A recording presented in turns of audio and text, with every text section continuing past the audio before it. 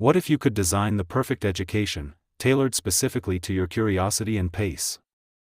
I've been watching this incredible trend where people are creating their own learning journeys, and it feels like a breath of fresh air in our distracted world. But after years of directing my own education, I need to share what traditional learning never taught you about going solo. This movement represents something profound, a collective push against mental stagnation. People are choosing their subjects with intention rather than passively consuming whatever appears on their screens. But watching this trend flourish made me reflect on my own, much messier path with self-directed learning. I want to be your guide who's already stumbled through the pitfalls. The reality is that self-education contains hidden challenges that can derail even the most motivated learner.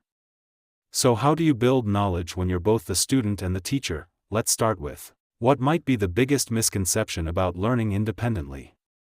Many people think formal education is about lectures and classrooms, but I discovered that my university experience was essentially an expensive library membership. The real value was in the resources, not the instruction.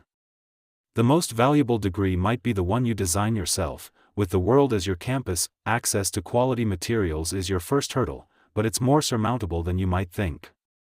University libraries often offer public memberships for a reasonable annual fee, one of the smartest investments in your intellectual growth.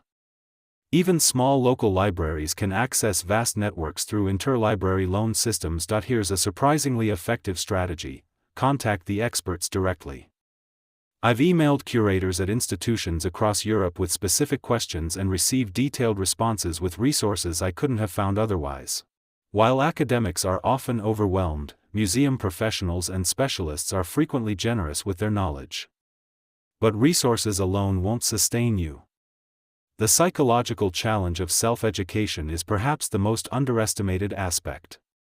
When there are no deadlines, no professors, and no classmates, how do you maintain momentum? I learned this the hard way during my own advanced research. Without external structure, I consistently failed to follow the schedules I set for myself. This isn't about laziness, it's about understanding how motivation actually works. If you're more disciplined than I am, create a consistent schedule and treat it as non-negotiable. Many learners find study with me videos create a sense of shared focus. The physical environment matters too. When possible, working in a library or dedicated space can trigger productive mental states. The key is recognizing that willpower alone rarely sustains long-term learning.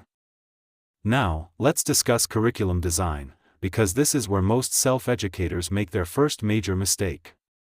Choosing broad subjects like history or science sets you up for overwhelm. Instead, think in terms of compelling themes that genuinely fascinate you. For example, rather than studying literature, explore dystopian fiction by female authors or the evolution of detective novels.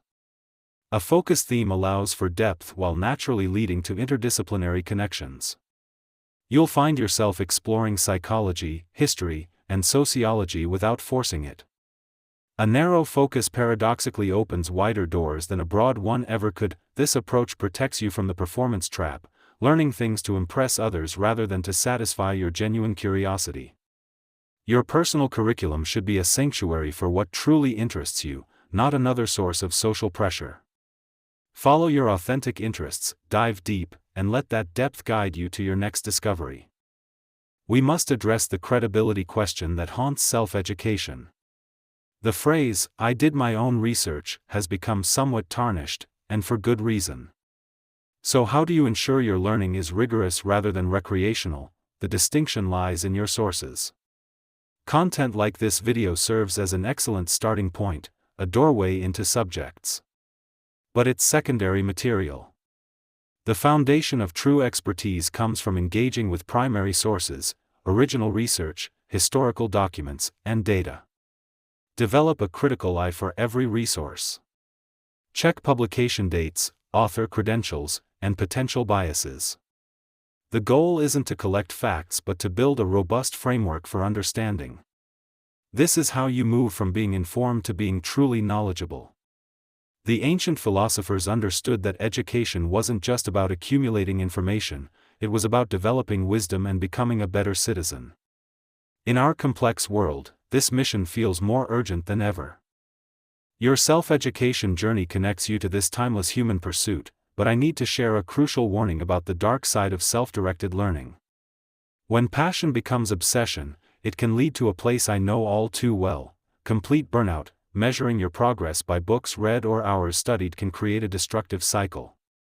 I pushed myself to the point of physical and mental exhaustion, and the recovery has been long and difficult.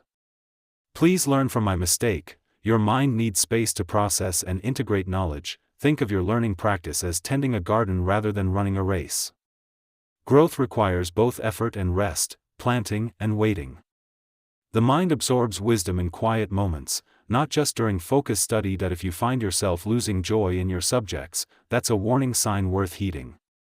It's better to maintain a sustainable pace that keeps your curiosity alive than to push until you resent what you once loved. Remember why you started this journey: for the love of learning itself. The most surprising lesson from my self-education journey wasn't about the subjects I studied.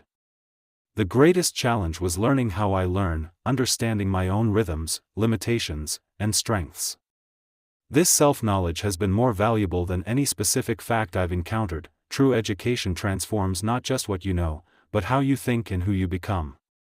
It's about finding your place in the ongoing human conversation that spans centuries and disciplines. That sense of connection, that you're part of something larger, is what makes the effort meaningful and sustainable. If this perspective on building your own learning path resonated with you, please support this channel by liking this video. Your engagement helps winds of thought reach other curious minds seeking to take control of their education. Thank you for watching and investing in your growth.